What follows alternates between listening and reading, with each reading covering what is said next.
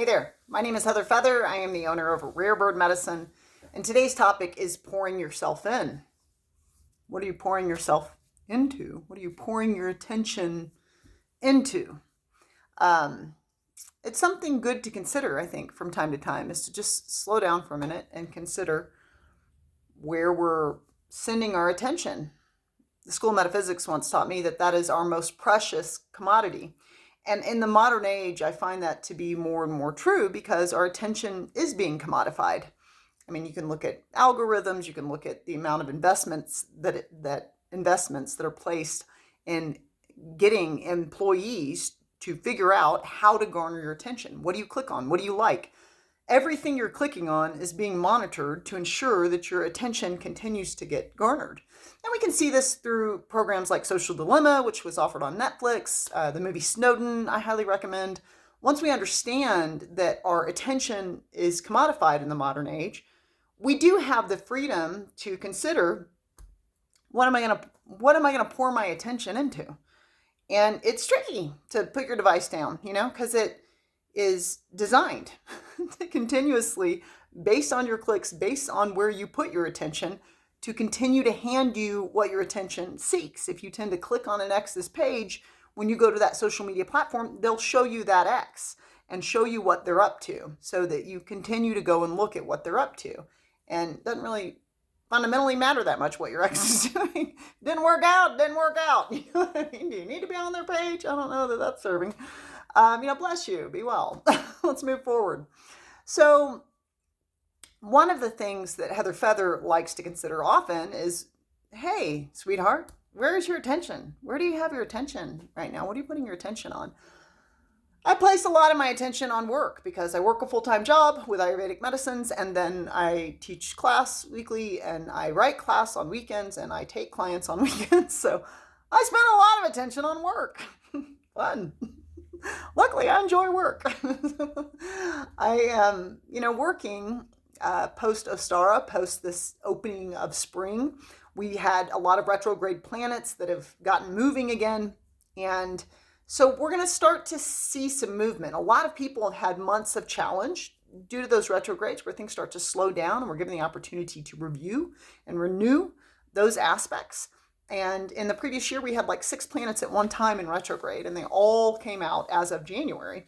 But it takes them a minute to get moving again. And so starting this spring, we have a lot of opportunity to bloom forth anew. So I mentioned all of the work that I do. Well, I've had a tremendous amount of death. I've seen a good number of dead bodies, more than the average bear that I meet.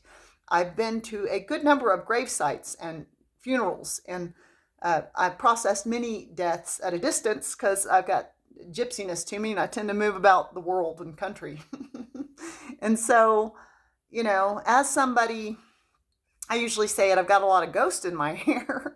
As somebody who has a lot of ghost in her hair, somebody who's, experienced more than 50 people that she's loved and known that have died, it's so many people that it's just like, I don't have time to grieve another death is a conversation you can get into. And one of the ways that I cause myself to be able to just keep moving forward, even though I felt like collapsing on the floor, is to just focus on work. And so I noticed that that's my go-to pattern, for processing grief. And since I'm constantly getting a call about the dead or soon to be, I'm like, well, let me just get back to work, So I'm pouring myself into work. And so this spring, one of the things I'm evaluating is how much fun am I having? Because Heather Feather loves to laugh. She loves comedy. I am a sacred clown, and I'm trying to clown around down here. I am the Fool card in action. You're welcome. You are welcome to laugh at me as I am clowning around. And so that's really what, I always say, to me, success is more giggles in my giggle basket before I'm dead. And so I need to reevaluate that, because although work is something I enjoy and it's fun, I can be quite serious and severe about it also. I'm quite studious, And so it's like, Heather, are you really having fun? I have fun when I camp. I have fun out in nature. I have fun doing a tarot reading on a tree stump, and squawking at the birds and and exploring the new. It's one of the things that lights my heart up, and it's not something I've been doing. And granted, it's been winter here in New Mexico, which is cold, but time to fold that in, One of the other things that you can pour yourself into, and one of the ways that we tend to be pouring ourselves into ineffective directions, is we can have a tendency to pour ourselves into failed relationships, pour ourselves into what we consider to be rejection.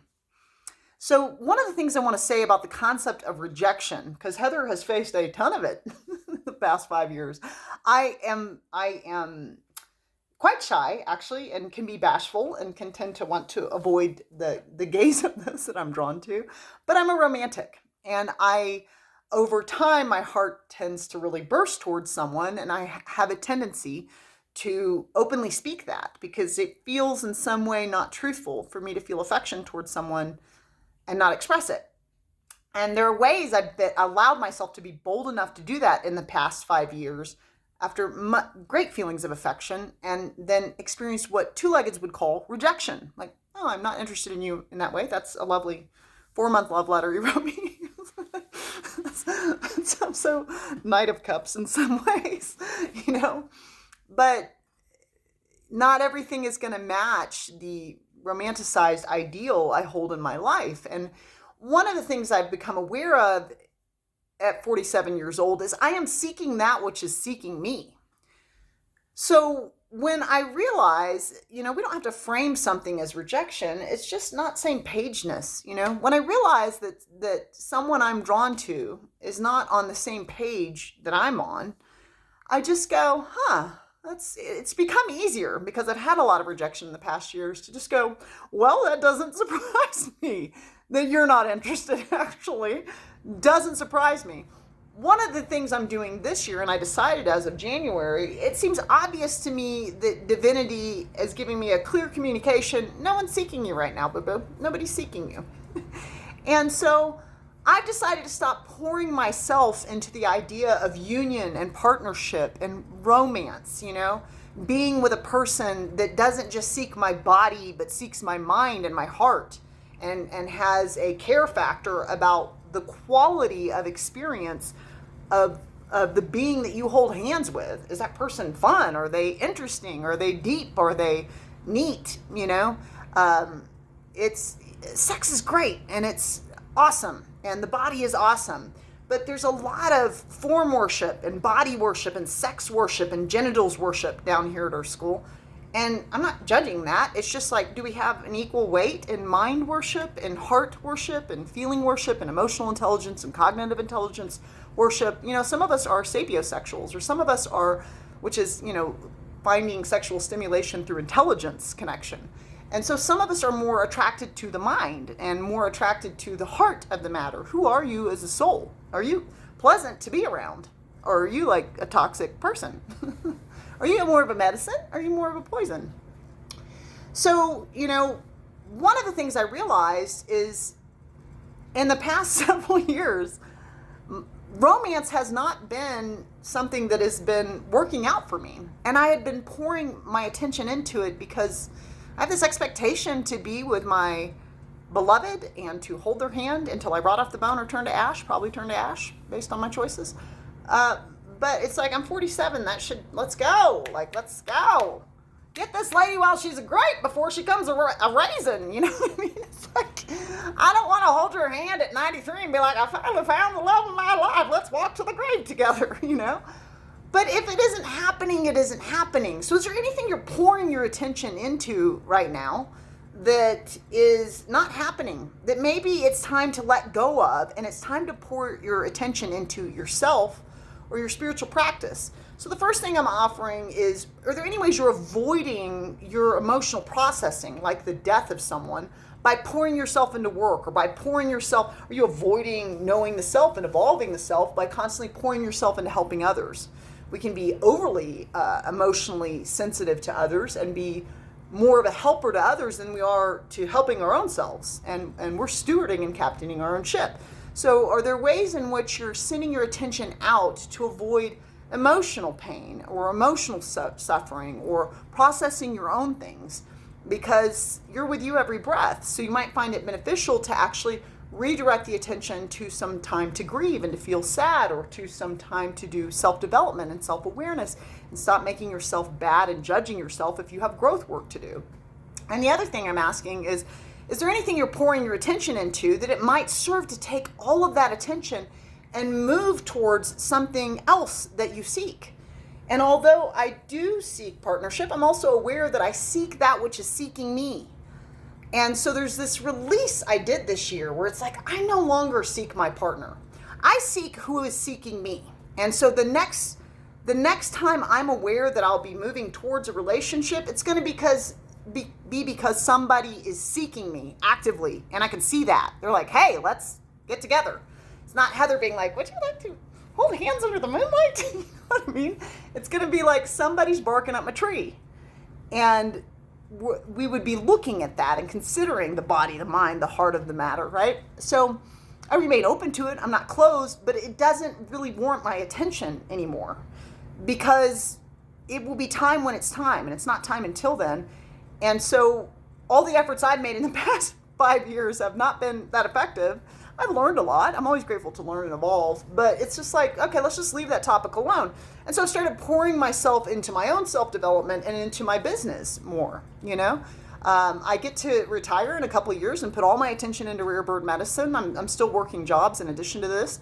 So great time to pour myself into my business and pour myself into myself. It's always a good time to pour yourself into yourself. Are there any things that are garnering your attention, like the thought of feeling rejected, or like the idea that you're alone? Like, I'm not really a lonely person because I'm overly full with intention and desire to do so many things in the world. I like being alone, but is there any way that you're putting your attention and framing something as like, I want this to be different, and it's been that way for a long time? Perhaps it's time to redirect your attention onto something else you desire. Two-leggeds have a lot of desires. And one of the things we can do is start to focus on our own physical, mental, emotional, and spiritual health. And there's the ask.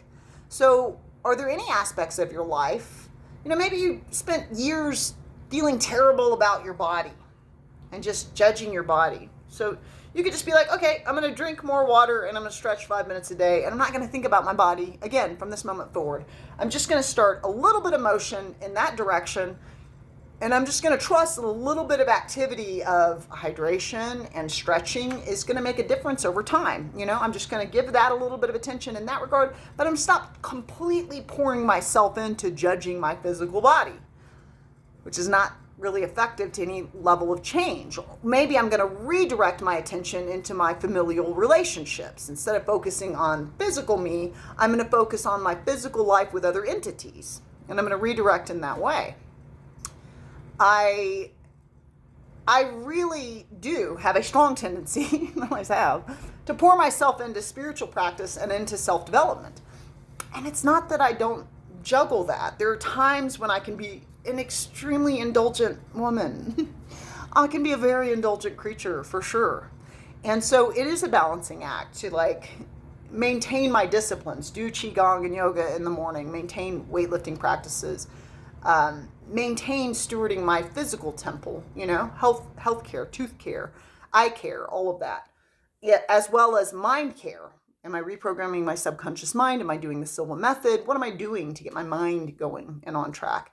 Am I stewarding my heart? Am I recognizing when my heart feels sad or dishonored or disrespected? Am I moving away from that which feels like a toxic poison and moving towards that which lifts me up, and moving towards that which leads me towards feeling truly seen as an entity? So those are the things we can start to direct our attention into, start to pour ourselves into, is the new. What new thing do you want to pour yourself into and give more attention? Maybe set your phone down and give yourself some physical connection to Mother Nature. Our great teacher is a huge gift to pour yourself into. We have a lot of upcoming classes, including Celtic shamanism, where we'll talk about shamanic drumming, shamanic journeying. What does it mean to be a shaman? Making a silver branch Celtic rattle. All of that is coming up in April. You can go to rarebirdmedicine.com and click on the classes link. You can always subscribe on YouTube. and like and comment there. Amun.